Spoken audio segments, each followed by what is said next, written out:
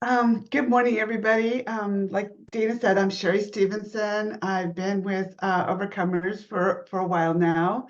I first came as a one seeking healing, and because of the healing that I got, I wanted to pay this back. So that's why I now am a counselor and a leader of Bible studies, and today now a teacher. So I have to say that last night I was writing everything all over again, and I had excluded all the personal information because I was chicken. Because when we first talked about this, it was just going to be the board members. I thought, okay, they'll give me grace, and stuff. They'll. And when we opened it up, I did chicken out. But God wrestled with me last night and told me that I needed to be real. And I'm divorced. I coming out of a marriage that for 30 years was abusive most of the time and toxic. Finally thought that, when the marriage was, dissolved, that this was going to be my answer, that life was going to be easy, that I wasn't going to have all this conflict in my life. But God just kept bringing one toxic person after another into my life. And so I just remember praying like, Lord, why? I just want to have peace. I just want to get along with everybody. But what God finally revealed to me was that I needed to learn how to deal with these toxic people. I couldn't avoid them. That was my resolve was either fight or flight. I either came on strong, aggressive, hurt them before they could hurt me, or I avoided the person. I didn't go to situations where I knew they would be because I felt like I was taking care of the situation. And that's part of the problem was that I wasn't taking care of the situation. I was trying to do things my way, which were not good and were just making things worse. Both fight and flight will make things worse. Fight will, you will really hurt people, and that's, never the intent. Flight was making me bitter and hard. I mean, my heart was just built up with a wall very thick. And so as God was taking those pieces from that wall away from me, he brought me to Dana. I went through the counseling at Overcome and learned the how to deal with conflict. I just want to recommend this book. A lot of what I've got is coming from Conflict Resolution by June Hunt. Small book, lots of stuff in here, but these were when I started reading this, these were the things that Overcome had poured into me, and I would like to pour back into you. I hope I articulate these things well, but so we'll get started. And in the book, it talks about the 7 characteristics that the Bible teaches us to help us to be equipped to resolve conflicts. These characteristics assist us so that we can have the most positive results. Conflict resolution, very, very many times, it's not resolved the first time. It's a process. I may be successful in getting it. I may not be successful the next time because of certain situations. All I know for myself is that as I apply these, each time it gets a little bit easier to let God take over. That saying, less of me, more of you. That's what it comes down to, because my way of doing conflict is that I wanted to be hurtful. I wanted them to feel the hurt that they had inflicted on me. But as I gave that hurt over to God, I was able to do the conflict resolution. So one of the first characteristics is humility. And even if you hold rank over another person, you need to come to them as a servant with a heart desiring reconciliation and not revenge. One of my go-tos is vengeance belongs to the Lord. I always have to remind myself that it's not for me to hurt this person or to show them that I got hurt. It's my job to love them and let God take it over. Um, Hard lesson, but well worth it. The second characteristic is integrity. We need to be honest about the problem. In every conflict, both parties have some fault. We need to acknowledge that we contributed to the conflict, whether intentionally or unintentionally. There were times when I felt like I had done nothing wrong, but when I further let God open up and see the conflict as it really is, I realized I might not have started it, but I sure added fuel to the fire. The third characteristic is vulnerability. You need to share your heart and feelings. To do this, you need to be prayed up because there's always the risk the other person will attack you in your vulnerability.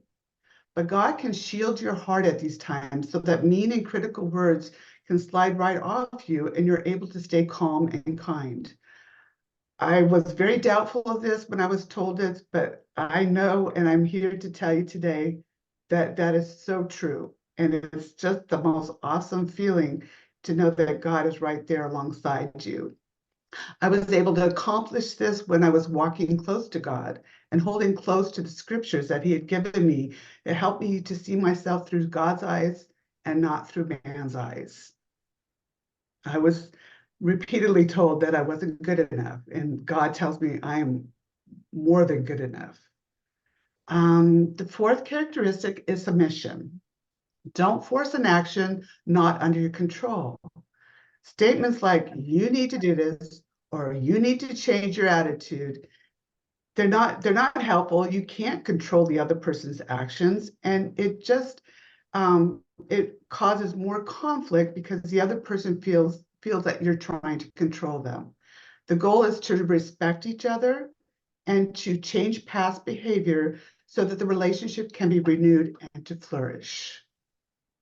The fifth characteristic is optimism.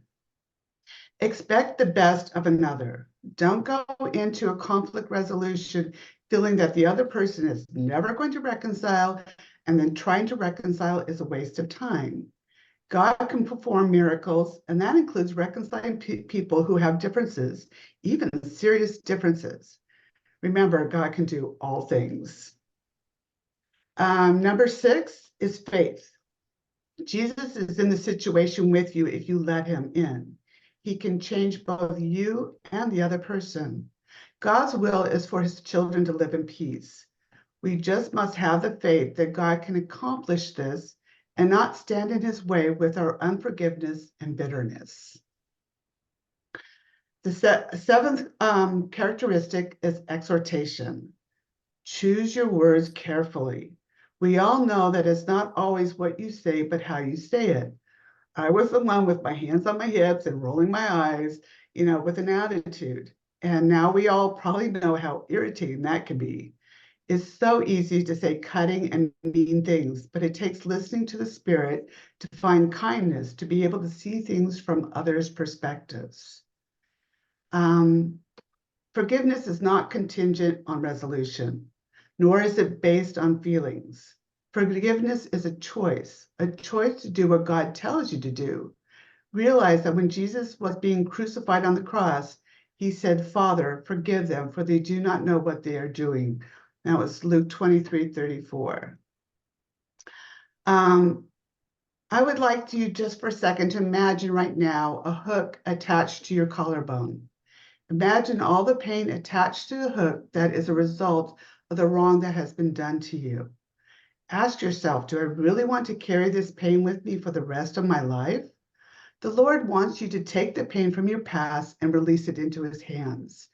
Then take the fender off your emotional hook and place that person onto God's hook. The Lord knows how to deal with your offender. He says, it is mine to avenge. I will repay. In due time, their foot will slip. Their day of disaster is near, and their doom rushes upon them. And that's Deuteronomy 32:35. Here are some of the suggestions about going about resolving a conflict and be prepared for it. One, it does require you to confront. You have to plan a time to meet with your offender. Try to pick a private place where it's just you and them and not a lot of interference. Things like, I value our relationship. Is it possible to meet and talk about the conflict? We also need to communicate our feelings in a way that is not it doesn't cause more conflict, such as I feel disrespected when you, and whatever the action was, or I feel hurt when you said this. Stick to uplifting words of behavior without criticizing their character. You never want to accuse, belittle, call names, or criticize. There will never be healing.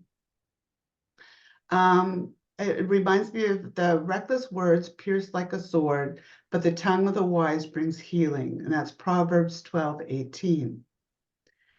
Fourth, we need to comply. We need to listen, not interrupt, hear the problem from their perspective.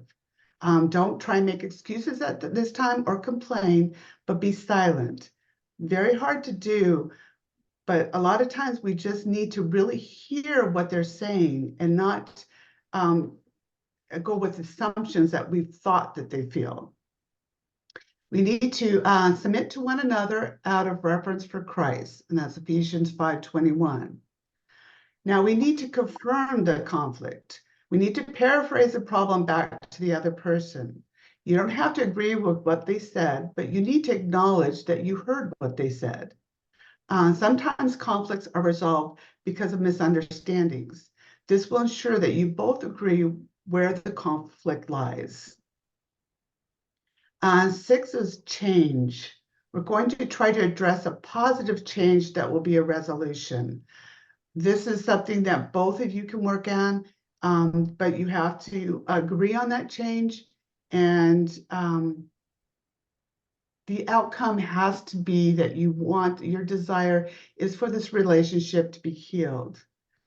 At the end, you need to comfort. You need to acknowledge the pain that the other experienced and ensure that this is not your desire and how important it is for you to resolve the conflict.